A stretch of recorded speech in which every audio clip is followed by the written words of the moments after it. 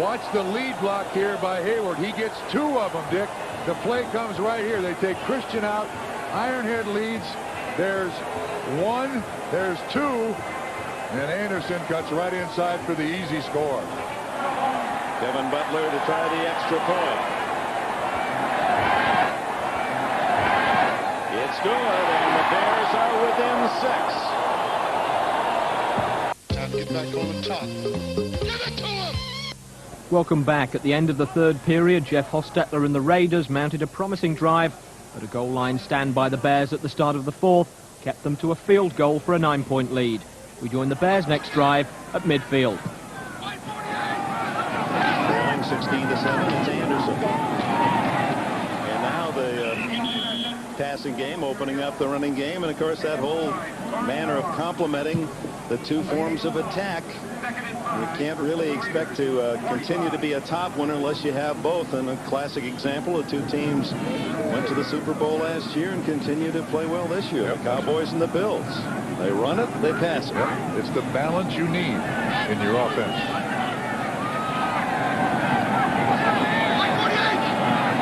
Second down and 5. Anderson kicking his way and has a first down inside the 40.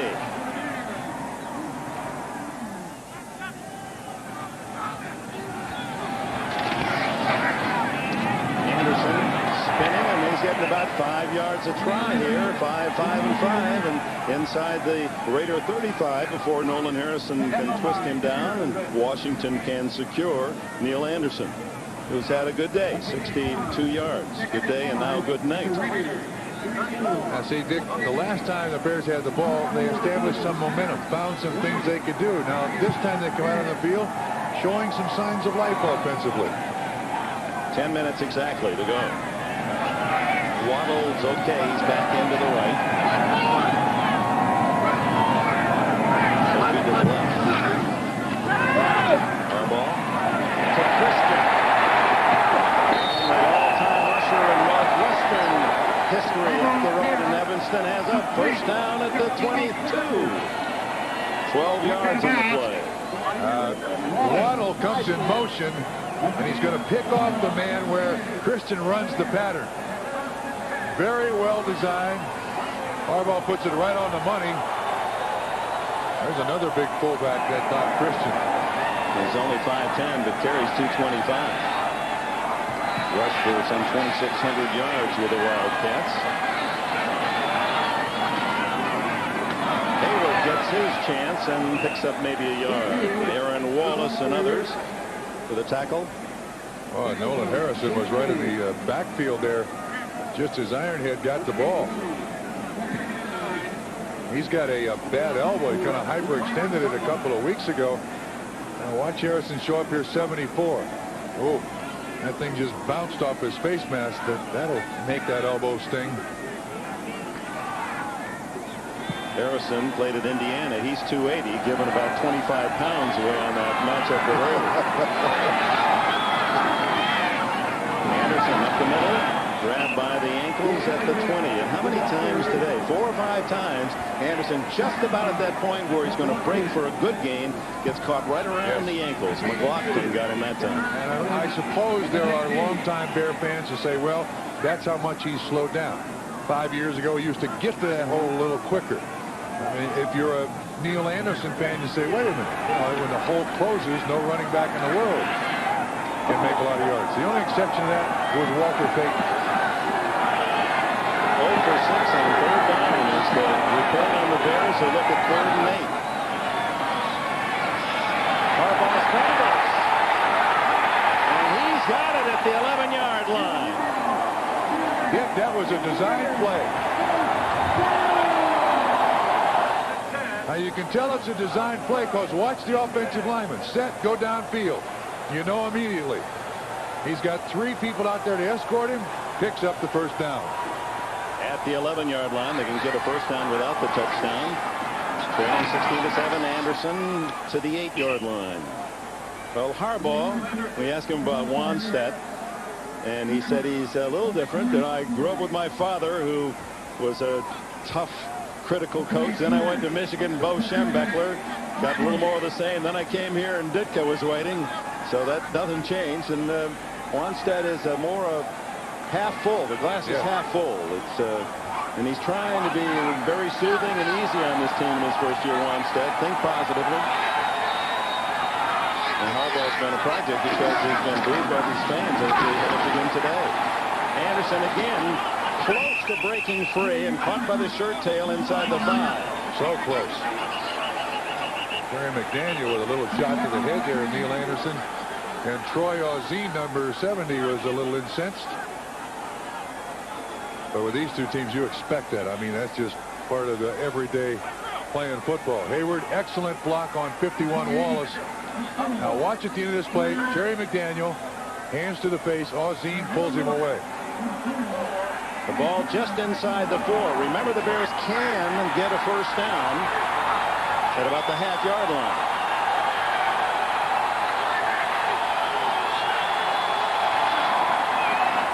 The toss to Anderson.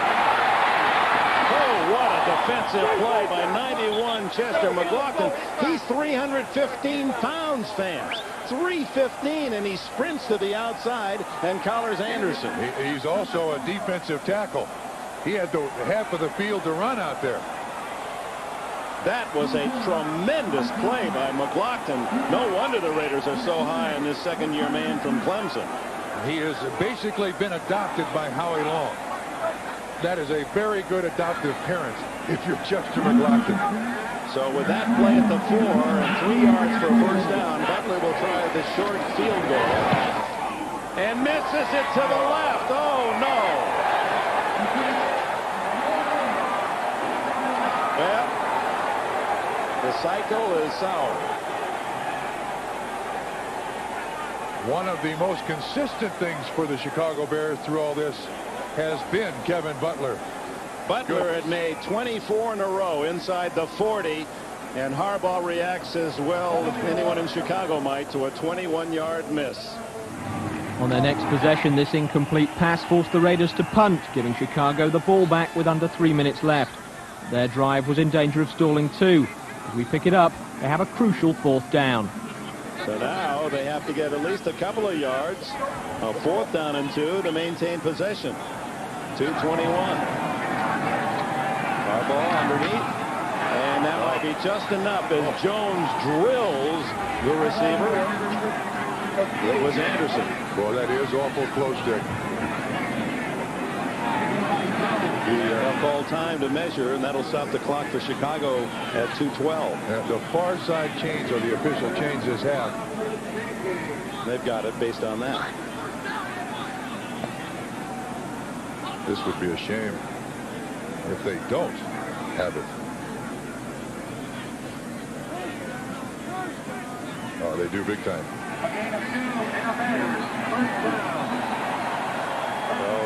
Harbaugh will hurry his team up to the line of scrimmage, try to get into play maybe 2 before the 2-minute warning.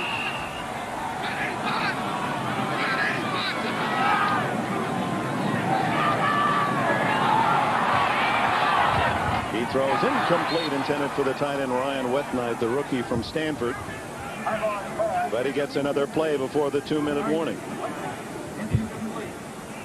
Well, it's been a game that has not featured any brilliant big plays. I guess the biggest of all in this outcome would be the Raiders' defensive steal as we sort things out in that regard for the play of the game. Eddie Anderson in the first half.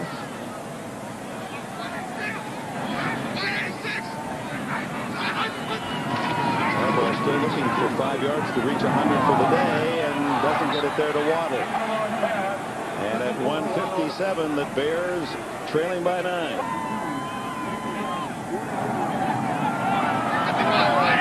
Harbaugh looking for something special here. A big play and maybe an onside kick, and they'll get a penalty from Howie Long, unless he was drawn offside.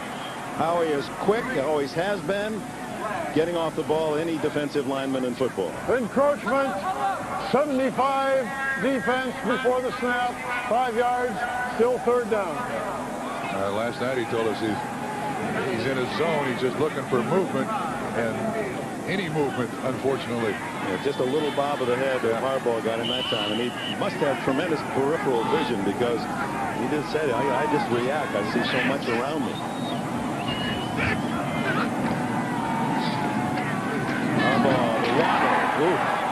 Right into a crunching tackle by Derek Hoskins. And Waddle not getting up too quickly. Remember, he already been out once. We got a knee to the head. That was the dung earlier. This is the ding. The other was the dung. This is a double dung right here.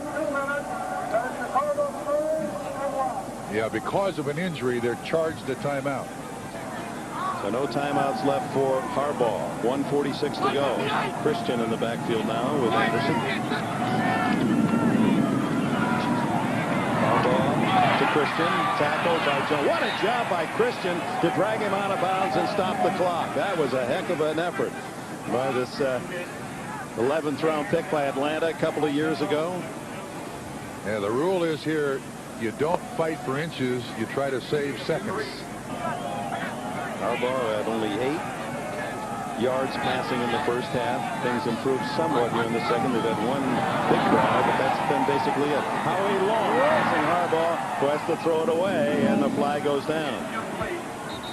I think the penalty probably was on Howie again. They just have a 3-man rush, so Howie's right there staring at the football. Offside, 75 Chicago. 5 yards, repeat, second down. That's offside Los Angeles. Raiders now moving right up to their average. 73 yards in penalties today. Their average 87.7, way out in the lead in the NFL. You're not supposed to win when you're penalized that much either. You know that? The Raiders have always been penalized heavily, and they still win.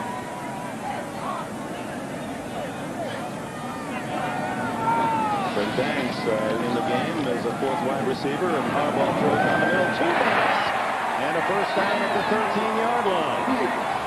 Banks released by the Miami Dolphins a week ago. Now the automatic play, everybody knows what it is. He's just going to throw the ball down. 1:18 to go.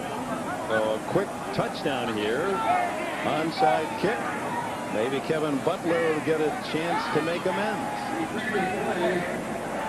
Well, is it in this town? You can talk like that. I listened to Harry Carey going way back, and I can remember Harry when teams would be down 8-0 and 2 outs and 9. There's a couple of errors, a couple of fun hits, 3 or 4 walks, a home run, and we're right back in.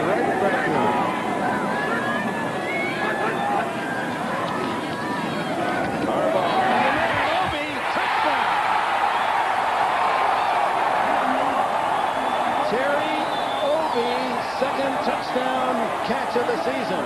They beat James Trapp, the rookie in the corner. 13-yard play. Well thrown. That's just Harbaugh's 5th touchdown thrown this season, and if nothing else, the Chicago Bear football team, with all of its problems, again today, shows great character, perseverance. They're not about to give up. And now how big was Butler's 20-yard miss when they had the ball on the 4-yard line? It's now 16-14. It could be a Bears lead 17-16. And now time for the onside kick. This is the fade pattern. Trapp is the man in coverage, a young man, and Obi does a great job of getting around him. Now Trapp is another one of those speedsters of the Los Angeles Raiders. Beautifully thrown by Harbaugh. He puts enough arc in the ball that Obi can run under it. So Gardocki has it teed up, and the Raiders overload to this side. And it's loose. And the Bears have it at the 49-yard line. Oh, my.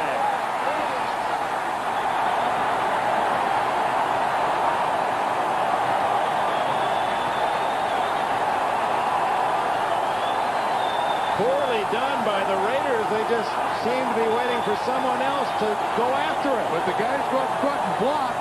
The first one is Lionel Washington, 48, who goes after it, and then Tim Brown can't get to it. And I did not pick up the Bear who made the recovery. I tell you what, there were a couple of Bears coaches and players on the sidelines that had to restrain themselves. They wanted to dive in and cover it themselves. But here is a chance for a miracle finish, and Kevin Butler might yet have a chance to win it for Chicago. This year kicked his career-long 55, and he'll have the wind at his back if he gets a chance. Remember, no timeouts left for Chicago. They need to get it down to around the 30 for a legitimate try. 21 yards. Harbaugh the draw.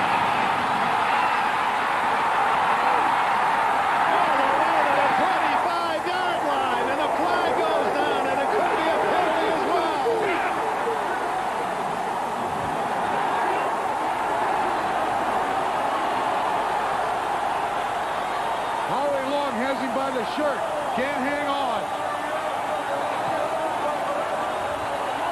And where are those fans that were booing Harbaugh earlier? He has positioned his team with a touchdown throw and that run well in field goal range. 1:03 to go. Dick, I think now you just play 2 downs right in the line of scrimmage, take no chance whatsoever, and get Butler out there to redeem himself.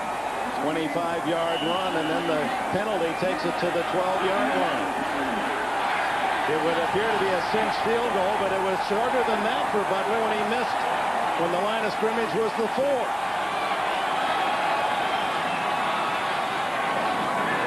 Give it to Anderson, and he's drilled by Joe Kelly. They knew that ball was coming straight down the middle as they set it up for Butler. It's a matter of whether he likes it in the middle or the left of the right hash mark. And the clock will run, and the Raiders aren't going to stop it. Now, Butler's in Wanstead's all the time, standing right next to him, telling which way the wind is. So you just asked the question. Butler just told Wanstead where he wanted it, left or right.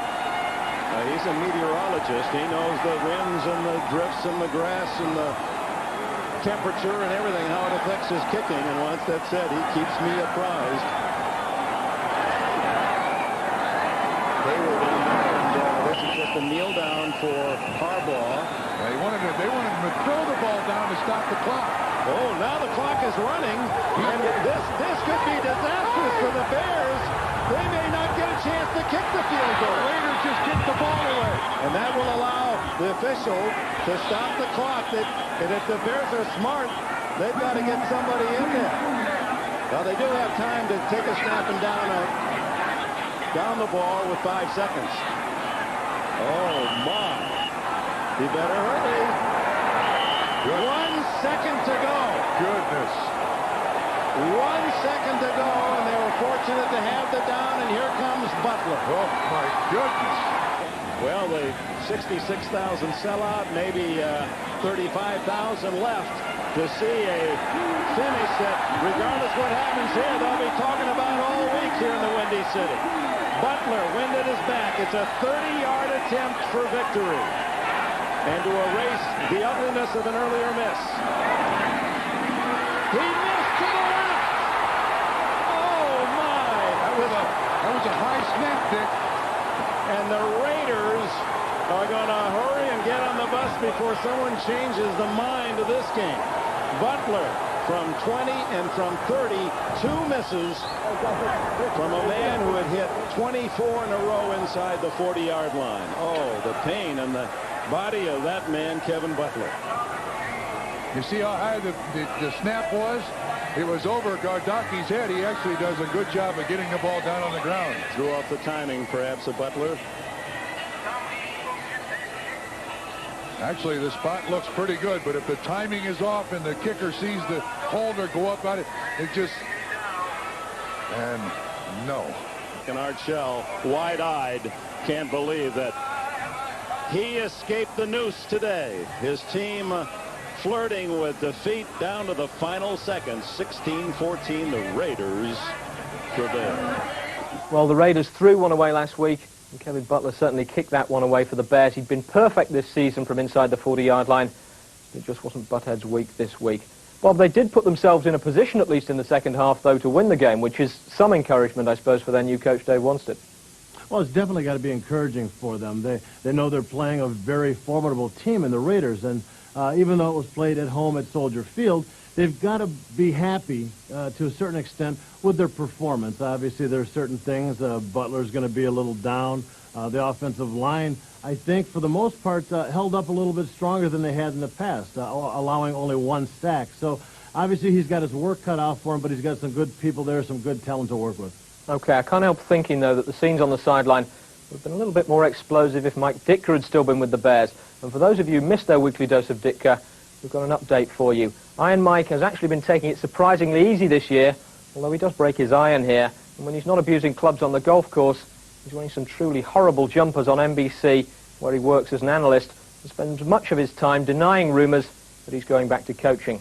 Nobody's called me. I've called nobody. I'm not looking for a job. Don't want a job. Got a good job. Like working with you. Which probably means that he'll be back on the sidelines next season. For the moment, though, it's the halfway point of this season.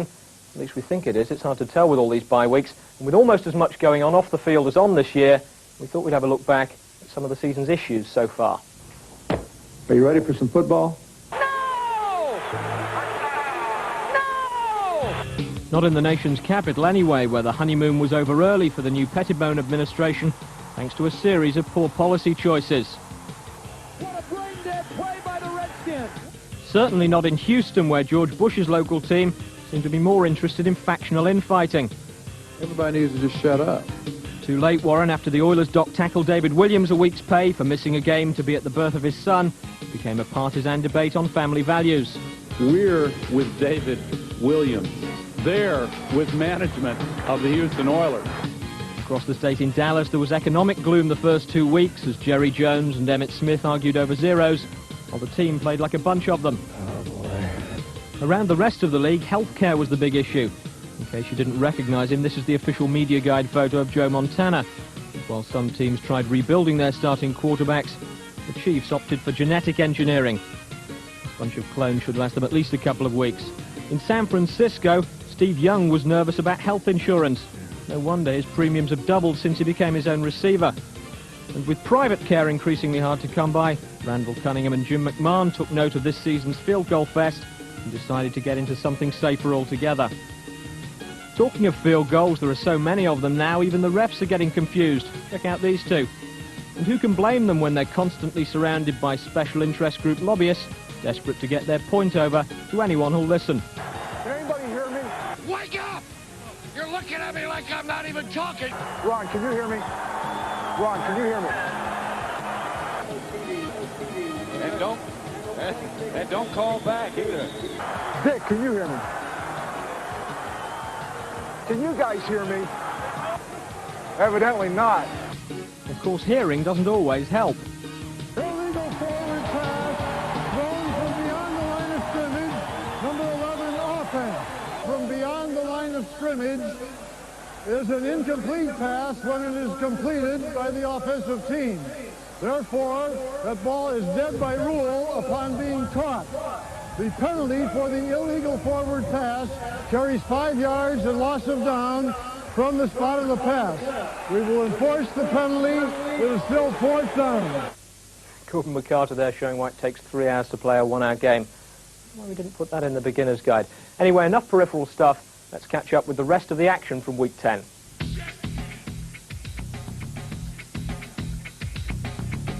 Don Shula looked like he just wanted to get the record over with and get on with the season at the Meadowlands. The Jets have been Shula's bogey team since Joe Namath beat his Colts in Super Bowl III. And after Boomer Esiason hit Johnny Mitchell for a 17-yard TD, it wasn't going to be his day. The much improved Dolphin defense just couldn't wrap anybody up. Here's Johnny Johnson going for extra yards. Then watch the usually deadly Brian Cox get an angle on Mitchell, but miss him as he goes in for touchdown number 2. Scott Mitchell had his first bad day in place of Dan Marino, although he did hoist this 65-yarder to Irving Fryer to give Dolphins fans hope in the 3rd quarter. The signs summed it up though. Boomer to Burkett sealed Miami's 2nd loss of the season, both to the Jets, and the Shula watch continues for another week. If and when it happens, it's going to happen, and I'll be very proud of it someday. But again, my responsibility is this football team and this year. Both times this year they kicked our butt. That's what favors us. You know, there's no way to sugarcoat it. The 11 people on the field have to get the job done, and I'm standing up. I don't know about the other guys, but I'm saying I didn't get the job done. The Dolphins' loss gave Schuler Jr. a rare chance to gain some ground in the family win standings and cut his dad's lead to 318. Early on, things looked good for David Schuler's Bengals. Darrell Williams intercepting Neil O'Donnell and going 97 yards for the opening score. In fact, the Bengals led 16-0 in the second quarter, but then the Steelers began to get things rolling. And when things like Eric Green start rolling, it's best to get out of the way. At 21 stone plus, the NFL's heftiest tight end is almost impossible to stop, and he got Pittsburgh back in the game on this catch and run. Suddenly, David Schuler could see it slipping. After all, he'd seen it 7 times before this season, and consecutive loss number 8 was finally sealed on Barry Foster's 1-yard run. The Patriots have only one win themselves this season, but somehow they always manage to give the Bills a hard game. They had some tough luck in the first quarter, though, when Cornelius Bennett brought down backup quarterback Scott Sequels, and he went out with a shoulder injury. So in came Drew Bledsoe, out-injured himself since week 6, but if anything showing more bravery than good judgment. That kamikaze dive on 3rd down took New England to the 2. Bledsoe wisely gave it to Leonard Russell to finish off. If anyone knows about beating the Bills, it's this Bill. But down by 10 in the 4th quarter, Buffalo rallied on Jim Kelly's pass to Pete Metzelaars, and then it was down to a field goal with time running out. Sorry, Bill. Scott Norwood's long gone. Steve Christie split the uprights to send the game into overtime, and from almost the same spot, did it again for the win. Heartbreaking loss for the Pats, as the Bills go a game up on the Dolphins.